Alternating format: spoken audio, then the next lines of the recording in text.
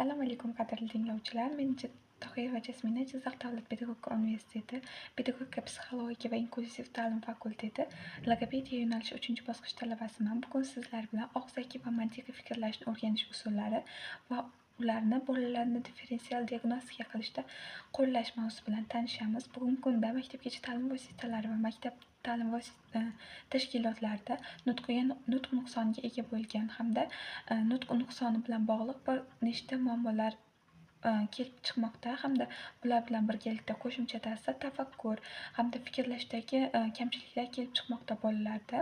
Bugun shularni oldini olish, ularni o'rganish, tahlil qilish, diagnostika qilish hamda korreksiyalar usullari bilan tanishib o'tamiz. Demak, asosan nutq nuqsoni birlamchi va ikkilamchi bo'ladi.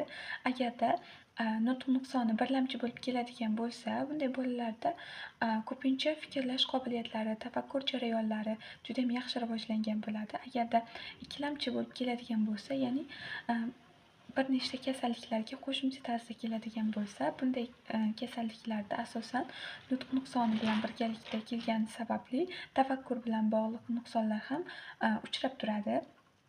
Masalan, aqliy rivojlanishda sustlashgan bolalarni olishimiz mumkin. Bolalar serebral falajini olishimiz mumkin. Yokida alaliya, afaziya, bular birlamchi bo'lib keladigan kasalliklar. Yuqorida sanab o'tgan ikkitasi esa ikkilamchi bo'lib keladigan kasalliklarga misol qilishimiz mumkin bo'ladi. Masalan, bolalar serebral falajini oladigan bo'lsak, bolalar serebral falaji asosan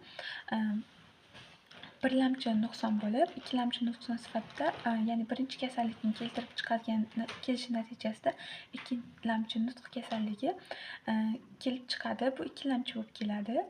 Bularni davolashda asosan bolalar bilan logopedlar tomonidan, psixologlar hamda vrachlar tomonidan ishlar olib boriladi hamda bola bilan individual tarzda shug'ullaniladi. Logopedlar bo'ladigan bo'lsa, asosan unda keladigan nutq nuqsonlar bilan hamda tafakkur jarayonlari bilan ishlaydi.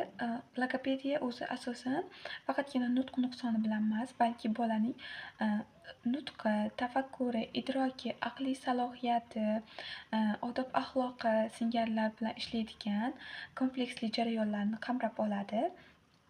Masalan, qayerdan bilib olamiz nutq nuqsoni bilan birgalikda tafakkur nuqsonlari ham yoki idrok nuqsonlari ham kamchiliklari ham birgalikda kelayotganligini. Bunda oddiy misollar va oddiy metodlardan foydalanishimiz mumkin bo'ladi. Hozir sizlar bilan shularni birgalikda ko'rib sanab o'tamiz. Demak, metodlarni oladigan bo'lsak, deylik, bu oddiy ruchka. Biz logoped va oldimizda nutq kamchiligiga ega bo'lgan bola turibdi. Xo'sh, bola bilan avval aloqa o'rnatib olinadi, ya'ni logoped va bola o'rtasidagi mustahkam aloqa bo'lishi kerak. Ya'ni bola logopedga gapirayotganda yoki o'qituvchiga gapirayotganda dastlab uyalish, qo'rqish hislari bo'ladi.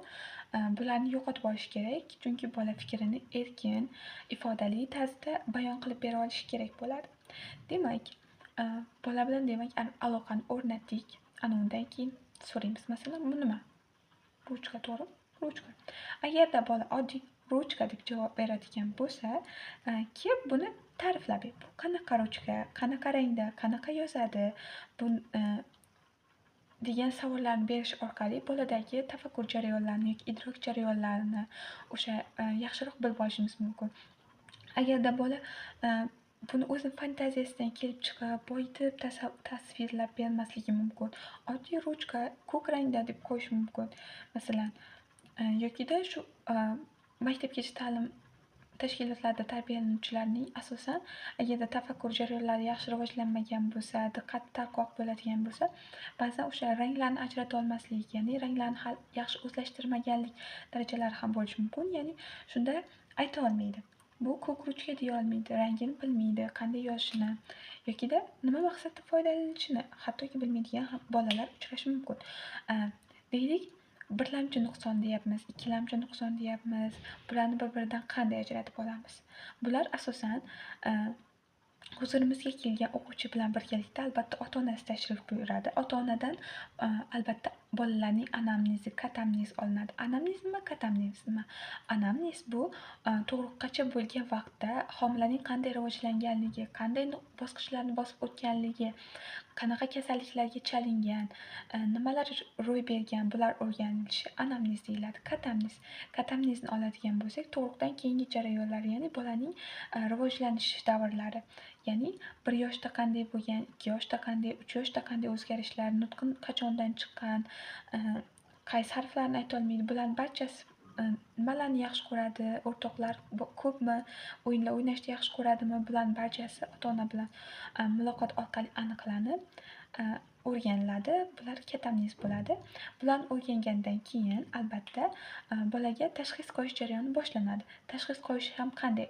Faqatgina ota-onaning ma'lumotlari va anamnez, katamnez orqali emas, albatta bola bilan bevosita suhbat, uni ko'rish, gaplashish, o'sha turli xildagi vazifalarni berib qo'yish. Deylik, bola oldimizga keldi. U bilan masalan, deylik, oddiy shu shar. Bu sharni masalan bolada biror bir o'yin o'ynashimiz mumkin. Masalan, oddiygina uloqtirish o'yini. Agarda bolada BSF, ya'ni bolalar serebral faraj bo'lmasa, o'sha analizatorlar yaxshi ishlaydigan bo'lsa, ya'ni ko'ruv analizator, eshitish analizatorlar yaxshi ishlaydigan bo'lsa, shu bolaga sharni uloqtirganda u albatta ushlab oladi sharni. Asta uloqtiramiz, uloqtirganda ushlab oladi.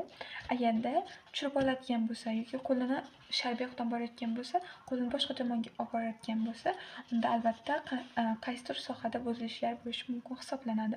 Bularning albatta barchasi aniqlab olinadi va shularga qarab davolash ishlari amalga oshiriladi. Bolaga davolash ishlari to'g'ridan-to'g'ri amalga oshirilmaydi. Ya'ni avval u yaxshilab o'rganiladi, kasallik aniqlanadi, aynan qaysi kasallik. Undan tashqari bolalar bilan deylik biror bir tovushlar ustida ishlayapmiz. Deylik, murakkab dislaliya bola. Murakkab dislaliya bolada masalan bola keldi, aytishimiz mumkin, bugun sen bilan R harfini o'rganamiz deyishimiz mumkin. Yo'q, bunday emas. Bola qaysi harfni o'rganayotganimizni bilmasligi kerak.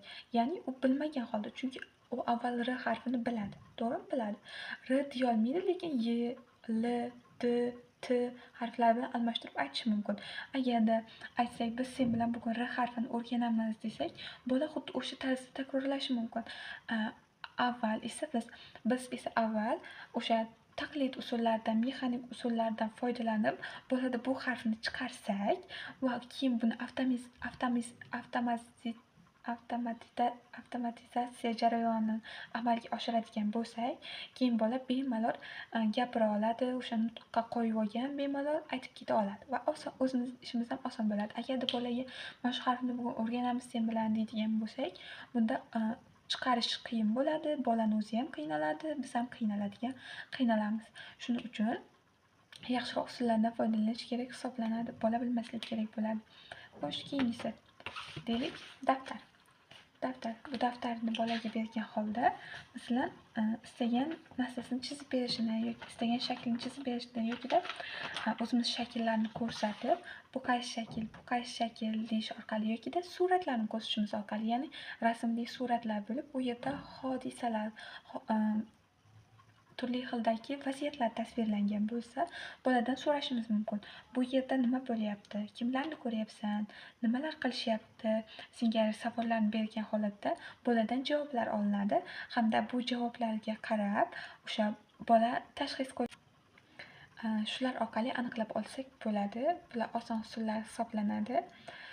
Demak, bugun sizlarga yetkazmoqchi bo'lgan ma'lumotlarim shulardan iborat edi. E'tiboringiz uchun kattakon rahmat. Bizni kuzatishda davom eting.